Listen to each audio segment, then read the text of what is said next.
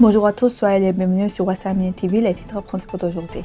Le gouvernorat d'occupation de Dersim a interdit la participation du groupe Beladars au festival du Mouzoul. Des drones azerbaïdjanais votent près des lignes arméniennes. La question de l'Artsakh n'est pas close. Seul un règlement global et équitable apportera une véritable stabilité et une paix durable à notre région. Ara Ayvazyan. Quelle réconciliation, alors que l'Artsakh tout entière, notre patrie millénaire, a été dépeuplée en une semaine. Akop Akopian, la page de l'Artsakh n'est pas close. Nous avons remporté la victoire en 1993-1994. C'est avec cette même unité que nous devons nous redécouvrir et libérer Artsakh. Varam Balayan. Les dégâts de Chouchi et les évaluations d'Achot Arutunian. Soutenons la télévision d'Arménie occidentale. Rejoignons nos vétérans. Haïchampa. Le gouvernorat d'occupation d'Ersan a interdit à l'ensemble folklorique arménien Beladars de participer au 23e Festival de culture et de la nature de Mouzouz. Le groupe Parti des Rêvants a été contraint de rentrer avant sans participer aux représentations prévues. En chemin, l'ensemble a interprété un kilan de Ranger Azizi, symbole du lien culture arméno-kurde. Alexandre Avetissian, membre du groupe, prévoyait de faire don d'un portrait de Seyd Riza, mais d'interdiction gouvernementale a contrecarré cette intention. Malgré la pression, comme le soulignent les organisations, l'amitié entre les peuples et la compréhension mutuelle des cultures continuera de se développer malgré les obstacles politiques. Certaines sources font état de patrouilles intensives de l'armée de l'air iranienne dans le nord-ouest du pays. Ces actions sont notamment motivées par le mouvement de l'armée azerbaïdjanaise, rapporte la chaîne Telegram Sepa Pastaran.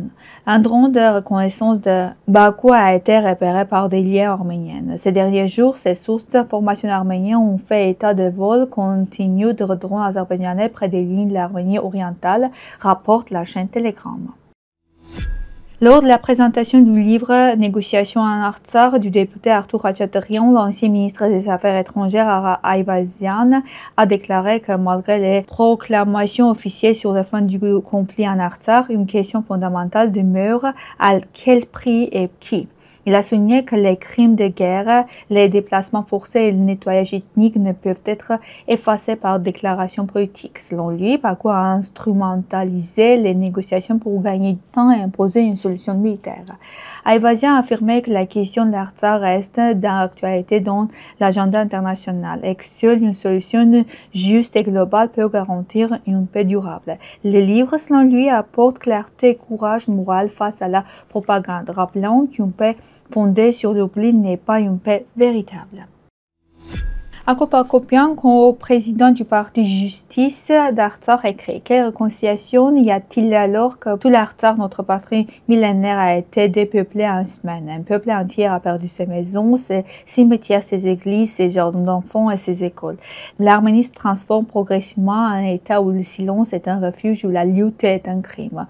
Vous dites Artsakh, vous devenez indésirable aux prisonniers politiques. Vous dites liberté aux captives, on vous répond. C'est un sujet de négociation, ne dérangez pas. Vous dites justice, on vous répond. Ce n'est pas le moment.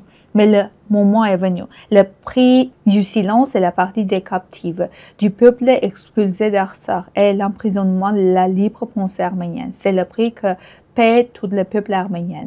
Et si nous restons silencieux, ce prix ne cessera d'augmenter. Aucun État ne s'est construit sur le sol de la défaite. Aucune liberté ne s'est conquise dans l'ombre. En gardant le silence. Si nous restons silencieux aujourd'hui, notre histoire s'écrira sans nous. Une paix digne commence par la vérité. Et la vérité crée aujourd'hui liberté pour les captives arméniennes, liberté pour les prisonniers politiques, retour à l'Artsakh, véritable héritage des Arméniennes. Le député de l'Artsakh à l'Assemblée nationale, Varam Balayan, se référant au livre d'Artur Khachatryan, Négociations d'Artsakh, a souligné que ces documents prouvent que la question de l'Artsakh n'est pas close. Selon lui, les Arméniens d'Artsakh ont reconstruit leurs États sur la base du droit international et ont acquis le droit de vivre librement. Balayan a appelé à la poursuite de la lutte pour l'unité pan-arménienne afin de restaurer la dignité et les droits de vivre librement. Il a souligné que le mot libération ne doit pas être perçu uniquement comme une guerre, mais aussi comme une lutte diplomatique et juridique. Selon le Fonds d'assurance militaire, le total des dommages causés à notre patrie par l'occupation du territoire de la République d'Artsakh par l'Azerbaïdjan s'élève à environ 38,4 milliards de dollars. Une part importante de ce montant concerne Chouchi et ses environs. Il est étrange que selon l'évaluation du gouvernement arménien, les dommages causés à Artsakh ne s'élèvent qu'à 5 milliards de dollars, ce qui ne reflète manifestement pas la réalité. Selon les experts internationaux, la reconstruction de Chouchi a été seule nécessaire entre 100 et 300 milliards de dollars, selon l'ampleur des travaux de restauration et les normes de préservation des valeurs culturelles. Fidèle à ses principes et à son public, la télévision d'Arménie occidentale poursuit son travail sans interrompu avec de nouvelles approches. Comme vous le savez déjà, notre chaîne ne fait pas d'autopromotion. Elle diffuse principalement des contenus portant sur l'histoire de l'Arménie occidentale, sa réalité actuelle et son avenir, souvent accompagnés d'analyses politiques et autres. Elle met également en lumière diverses problématiques contemporaines. Parmi ses accomplissements majeurs figure la publication du journal hebdomadaire d'Arménie occidentale, dont la mission est préserver et diffuser notre histoire, notre culture et notre identité.